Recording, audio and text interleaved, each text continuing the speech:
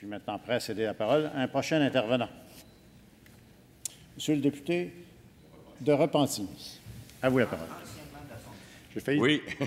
Merci, Monsieur le Président. Je voudrais justement saluer et remercier mes concitoyens, mes concitoyennes de la circonscription de Repentigny, en fait, qui inclut toute la partie de Repentigny sans l'arrondissement de Legardeur, plus la municipalité de la paroisse de Saint-Sulpice.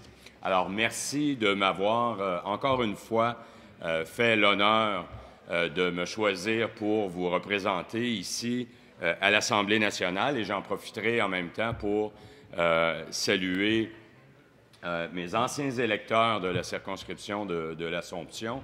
En fait, il y a la municipalité de l'Assomption. Le nouveau député de l'Assomption a bien indiqué que c'est une nouvelle circonscription qui est formée notamment de la municipalité de l'Assomption, avec des bouts d'autres circonscriptions, dont une partie de Rousseau qu'il a eu l'occasion de représenter dans le passé. Alors, j'en profite aujourd'hui pour remercier ces anciens concitoyens, concitoyennes, et les assurer qu'on va quand même continuer, comme on fait partie maintenant du gouvernement, de pouvoir travailler avec leurs nouveaux députés pour pouvoir les assister. Et je remercie aussi l'ensemble des bénévoles, des militants du Parti québécois qui ont travaillé très, très fort au cours de toute cette campagne électorale. Et naturellement, on continue à travailler fort ensemble pour assurer la pérennité de notre action politique dans la circonscription de Repentigny, mais aussi dans l'ensemble de la belle région de Lanaudière. À ce titre-là, le hasard fait que je parle aujourd'hui immédiatement suivant l'allocution du député de l'Assomption. Et je dois vous avouer, Monsieur le Président, que je suis extrêmement déçu, quoique pas tellement surpris, que de constater que le nouveau député de l'Assomption commence son travail ici à l'Assemblée nationale en se faisant, dans le fond, un peu du petit capital politique sur le dos des travailleurs de l'usine d'Electrolux qui, effectivement, vont commencer à perdre leur emploi en 2013. Et c'est une fermeture progressive qui est annoncée jusqu'en 2014. Et c'est d'autant plus dommage que, vous savez, lorsque nous étions dans l'opposition officielle, on a travaillé, en particulier le député de Rousseau, maintenant ministre des Finances, et moi-même, en étroite collaboration avec les représentants de la communauté, les représentants socio-économiques. Donc, ça fait 2 ans que l'on travaille ensemble et que jamais on a utilisé ce dossier-là pour se faire valoir ou pour faire valoir nos intérêts partisans. On a toujours travaillé en harmonie avec l'ensemble des acteurs socio-économiques. Et c'est quand même extrêmement décevant de voir qu'aujourd'hui, un député d'expérience de surcroît qui vient briser cette harmonie, cette cohérence et qui s'inscrit complètement en porte-à-faux de tout ce que les acteurs socio-économiques de la région de Lanaudière et ceux qui travaillent sur le dossier Electrolux depuis 2 ans font. Ceci étant dit, on ne se laissera pas trop dévier de notre trajectoire puisqu'on a vécu hier un moment historique. Moment historique à plusieurs égards puisqu'on a pour la première fois une première femme première ministre du Québec. Un moment historique parce que Madame la première ministre a annoncé aussi un changement de cap qui, à mon avis, sera extrêmement porteur dans l'avenir dans le domaine de la santé et en particulier dans le domaine de la prévention en santé. Un virage aussi essentiel et moi, je vous dirais, extrêmement stratégique et structurant pour l'avenir du Québec et l'avenir de nos enfants et de nos petits-enfants qui est le virage vers une économie verte, vers l'économie du 21e siècle. Enfin, il s'agit d'une mobilisation que la première ministre nous propose dans son discours d'ouverture vers un Québec pour tous. Je voudrais brièvement rappeler les 4 piliers de l'action du gouvernement du Parti québécois, les priorités que le gouvernement mettra de l'avant au cours de son mandat et qui vont s'appuyer sur donc 4 piliers: l'intégrité, la prospérité, la solidarité et l'identité. Et plus spécifiquement, les actions du gouvernement, Monsieur le Président, viseront à, au départ, briser la corruption. Aussi, mettre de l'ordre dans nos finances et accélérer la croissance économique. Troisièmement, rétablir la solidarité qui a été tellement mise à mal au cours des dernières années au Québec. Et finalement, promouvoir notre identité et défendre nos intérêts. J'ai entendu tout à l'heure, et de la part des chefs des 2 oppositions, des positions qui me semblaient, que je croyais qui étaient des orientations du passé, en tout cas qui sont, à mon sens, rétrogrades quant à l'opposition qu'on essaie de faire, on essaie de maintenir entre la prospérité économique et le développement durable ou toute la question de l'économie verte, d'une nouvelle économie basée notamment sur le savoir, basée davantage sur des technologies qui vont nous permettre d'être à l'avant-garde et de réduire, par exemple, nos émissions de gaz à effet de serre. Le chef par intérim du Parti libéral du Québec tentait tout à l'heure de nous faire croire que le libéralisme économique, le néolibéralisme dont il se fait le chantre, que ça, ce n'est pas une idéologie. Ça, c'est pragmatique, c'est réaliste. Ça, là, quand on défend des options néolibérales, quand on défend la vision d'un profit à court terme, ça, ce ne serait pas faire preuve d'idéologie et certainement pas de dogmatisme que cette politique qui a été pratiquée au cours des dernières années par le régime libéral. Lorsque le leader de l'opposition nous a servi un hymne en faveur du gaz de schiste, qui nous promettait aussi, parce que c'est de ça dont on parle lorsqu'on parle de reconstruire la centrale nucléaire Gentilly 2, de doubler à terme la quantité de déchets nucléaires dont les prochaines générations auront à gérer, et pour une période, vous savez, quand on parle de déchets radioactifs, on parle d'une période quand même assez longue, autour de 100 000 ans. Si on recule par en arrière, là, il y a 100 000 ans, l'humanité n'était pas tellement développée. Alors, c'est une perspective, des fois, qui est tellement loin qu'on en perd un peu le compte, mais c'est de doubler la quantité de déchets nucléaires dont les générations futures de Québécoises et de Québécois auront à gérer. C'est ça que nous proposent les gens du Parti libéral dans le dossier de Gentilly 2. Lorsque le leader du parlementaire de l'opposition, je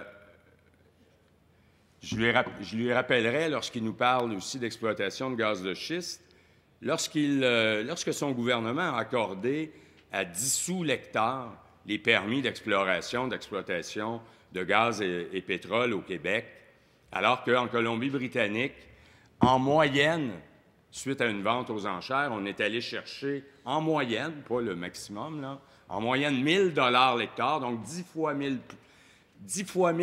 plus d'argent pour la même superficie à explorer. Ça, il n'était pas dogmatique, le gouvernement, lorsqu'il faisait ça. Il n'y avait aucune idéologie derrière la tête. Il recherchait certainement le bien commun des Québécois. Lorsqu'ils ont vendu aussi, lorsqu'ils ont cédé dans des selon des conditions qui demeurent encore secrètes, mais qu'on aura, je l'espère, à élucider au cours des prochaines semaines, lorsqu'ils ont cédé les droits d'exploration pétrolière sur l'île d'Anticosti. Ça aussi, ça ne relevait pas d'une idéologie ou d'un choix dogmatique de la part de son gouvernement libéral. En fait, Monsieur le Président, ce que le leader de l'opposition défend, c'est une idéologie délétère, nocive, qui défend l'intérêt particulier et l'intérêt privé, alors que ce que la première ministre et notre formation politique proposent dans ce discours d'ouverture, c'est une prospérité économique pour tous. Avec le gouvernement du Parti québécois, l'État va redevenir le protecteur du bien commun. C'est un gouvernement d'économie et d'emploi que Mme la première ministre a annoncé dans son discours d'ouverture, mais une économie du 21e siècle et une prospérité pour l'ensemble de la population et non pas pour quelques intérêts particuliers. Et c'est ça, la véritable audace. Quand j'entendais le chef de la deuxième opposition, tout à l'heure, le député de l'Assomption, parler d'audace et que notre formation politique manquerait d'audace pour s'attaquer aux véritables défis qui confrontent le Québec. Les véritables défis qui confrontent le Québec, ce n'est pas de la gestion à la petite semaine, c'est d'avoir une vision pour le Québec et de travailler tous ensemble, de mobiliser l'ensemble de la société québécoise pour y arriver, pour relever ces défis-là à long terme. Lorsqu'on regarde ce qui se fait ailleurs, et je ressortais le récent rapport des Nations unies sur l'économie verte, on s'aperçoit que, notamment, l'une des principales conclusions de ce rapport, c'est que l'économie verte favorise la croissance, les revenus et l'emploi, et que la soi-disant alternative entre le progrès économique et la durabilité environnementale, c'est un mythe. C'est un mythe que continuent à faire valoir les chefs des deux oppositions, mais si l'on mesure la richesse en y incluant les biens naturels et pas seulement de façon restrictive comme une production, les résultats montrent qu'à court terme, la croissance économique dans un scénario vert peut être bien supérieure à ce qu'on a avec le statu quo. Et donc, ce que la première ministre nous a proposé hier, nous propose, c'est d'orienter le Québec dans la voie sur laquelle l'ensemble de la planète va devoir s'orienter, mais que nous, au Québec, avec les avantages dont on bénéficie, on va pouvoir prendre les devants. Je voudrais vous rappeler une partie du discours de la première ministre qui nous parlait que pour jeter les bases de cette économie, donc durable et solide, que notre gouvernement entend agir sur 3 fronts. Premièrement, l'exploitation responsable des ressources naturelles, l'établissement d'une stratégie économique qui mise sur les entrepreneurs et l'innovation, et finalement la relance des exportations. Alors, en matière de ressources naturelles, je voudrais vous rappeler que la première ministre a annoncé un réel plan de développement du Nord, le Nord pour tous.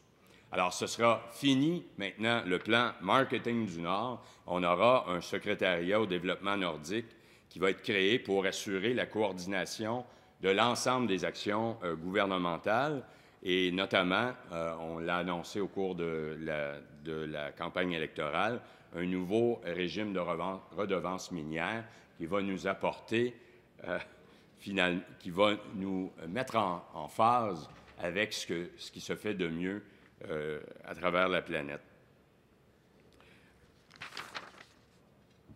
On va favoriser l'innovation et l'entrepreneuriat avec l'adoption d'une politique nationale de la recherche et l'innovation et notamment le lancement d'une stratégie industrielle pour le développement des transports et des énergies propres Et c'est ce qui jettera donc les bases de l'économie du 21e siècle. Mais naturellement, l'agriculture ne sera pas mise de côté. Des secteurs un peu plus traditionnels, mais qui sont effectivement extrêmement porteurs pour l'avenir.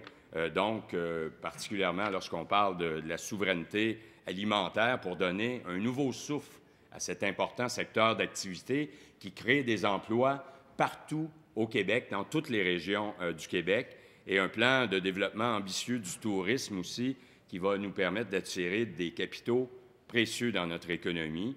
Et le gouvernement entend également déposer, je vous le rappelle, une loi cadre pour reconnaître, promouvoir et développer l'économie sociale. Donc, je voudrais conclure cette brève intervention aujourd'hui en reprenant les mots mêmes de notre première ministre. Nous avons tous les atouts pour faire du Québec un des endroits les plus prospères des Amériques, grâce à une économie fondée sur le développement durable, une prospérité au service de tous. Et je souhaite sincèrement que l'ensemble des députés en cette enceinte pourront y réfléchir au cours des prochaines heures et qu'ils appuieront, qu'ils se rallieront à cette vision de la première ministre du Québec. Merci.